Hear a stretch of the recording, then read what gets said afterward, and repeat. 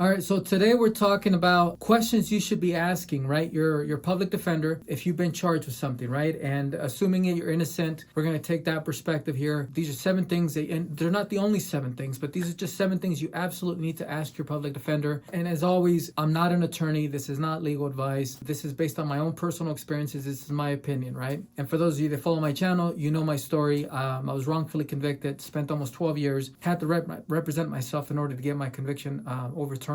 Right at the end, brought an attorney who did a great job in negotiating to get this, so I could get my life back. So let's go ahead and get started. So number 1 is I would want to ask your public defender, right? Ask him if he's ever had a case like yours, right? With charges like similar to yours. And that's important because you want to know, does he have any experience with something specific? That something's like my case, right? So you want to ask him if he's had any of those cases, how many of those, what was the outcome, right? And just listen, right? Do a good job of listening. Don't interject and say mine's different because of X, Y. Just listen and take notes if possible, right? So that would be number 1. Number 2, I would want to ask, if I was in that situation, I would want to ask my public defender, right? You're being charged with something very serious. You'd want to find out how many other cases they take to trial. And maybe the right way to ask this would be, hey, so can you tell me, when's the last time you took a case to trial? You know what I mean? And what were the charges on that case? What was the outcome? And you want to find out, you want to get a feeling for whether or not they're trial attorneys, right? Not all attorneys are trial attorneys. And what I mean by that is some attorneys really just specialize in negotiating.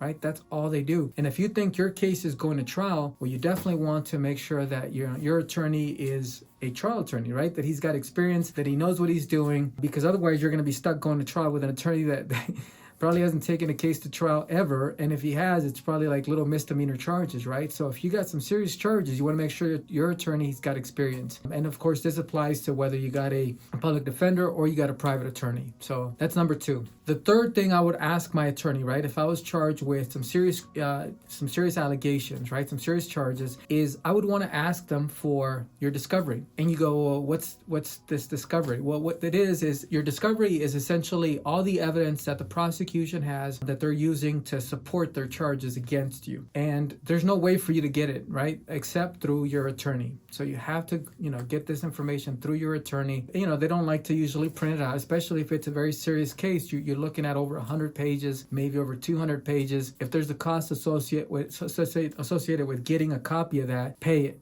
It's worth it. You know what I mean? Like it's one of those things where you need to know exactly what you're up against, right? How can you negotiate a case or go to trial in a case, even if you're 100% innocent, without knowing what the prosecution is going to come at you with, right? So you absolutely need that discovery, and that's what it's called. So you can ask your attorney for it. That's the third thing. The fourth thing is you want to ask your attorney to hire a private investigator as soon as possible. Like you do not want to wait. You want to have them hire a private investigator as soon as possible, because evidence gets lost, witnesses move, right? Witnesses forget, and witnesses change their mind. I had multiple situations in my case, right, in my wrongful conviction, where a witness, and even post-conviction it happened, like people had valuable information, right, that could have helped me prove my innocence, and they initially expressed an interest in helping out, and then for some reason, at some point, they changed their mind. You want to have your attorney get a private investigator as quickly as possible so that, that evidence doesn't get lost and testimony doesn't change or get forgotten. So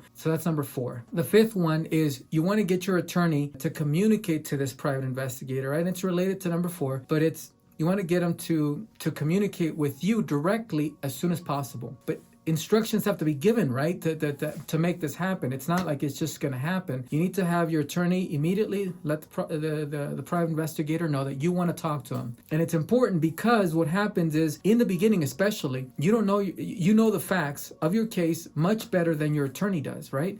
he just took over your case. He's got another 3, 4, 5, 20, 30, 40 cases. I don't know. And you're going to know the facts better. So you want to be able to talk to this private investigator personally as quickly as possible and directly. You don't want to communicate it through your attorney because, and you want to talk to your attorney about this. Make sure that, there isn't some downside to this, but you want to be able to communicate with the private investigator and tell them exactly what the facts are, what they can get from this specific witness, where they can find that specific piece of evidence, and so on and so forth. So you want to make sure you communicate that to your attorney so that they know that. That's number 5. Number 6 is you want to ask your attorney to get you the statutes under which you've been charged. So every crime is a statute, right? Doesn't matter what crime it is. And some of them, to you in your mind, might seem like common sense, but you'd be surprised, right? Because some of them, the elements, right? The elements of what you've been charged with are not common sense. And there's a chance, right, that if you understand what those elements are, right, what the statute is, right, and then you're asking for these statutes, and initially you might read them and they might, not make complete sense, but you just got to keep reading them, keep dissecting them, maybe discussing them with your attorney and so on and so forth. And at some point, if you really truly understand, you might find a way,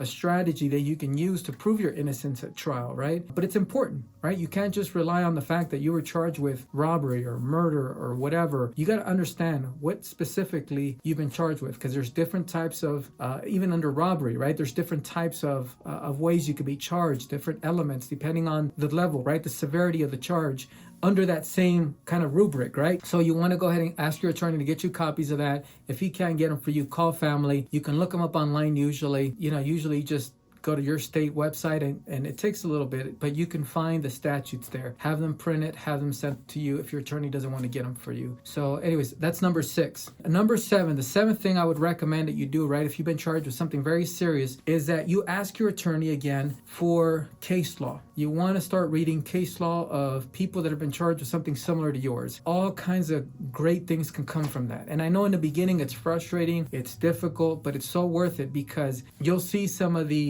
all kinds of things, right? So let's just pick a few of them. So you'll see through reading case law, you'll see the kinds of mistakes that can happen, right? At trial, mistakes, and I say call them mistakes, but call them what you will, but what mistakes your attorney can make, mistakes that the prosecution can make, right? That would violate your rights, mistakes that the judge could make, right? In a case that's similar to yours, that maybe it happened to somebody else before you, right? Why learn through your own mistakes when you can learn through somebody else's mistakes, right? This applies to everything in life. So that's one. Another thing is you can also look at, through reading case law, right? You can get an idea of kind of strategies, right? Strategies that you could use at trial to present your case to prove your innocence, because there's different ways, different strategies that can be used to defend you at trial. It's not like binary like you think, right? It's just, these are the charges, I'm innocent of them, this is the strategy. No, there's a bunch of different ways that you can present your case.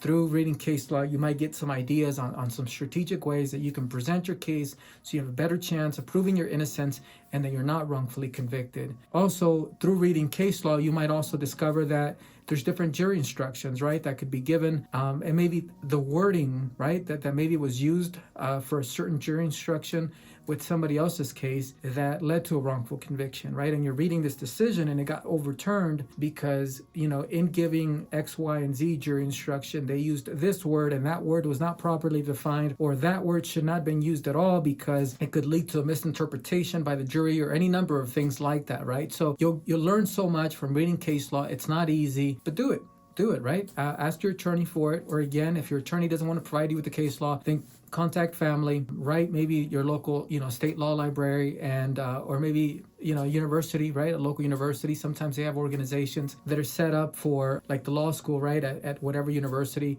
might have a little organization that's set up to help inmates or people that have been charged with whatever, to help them, right? So you can write to them and get some of this case law. So very important. These are 7 things that I would recommend, right? And this is just based on personal experience. I'm not an attorney. This is not legal advice, but this is my recommendations, my opinions based on my personal experience. Talk to your attorney about all of these right here. But I hope this was helpful. These are 7 things that I would recommend. So I'll see you guys in my next video, and let me know in the comments what you think, and I'll see you.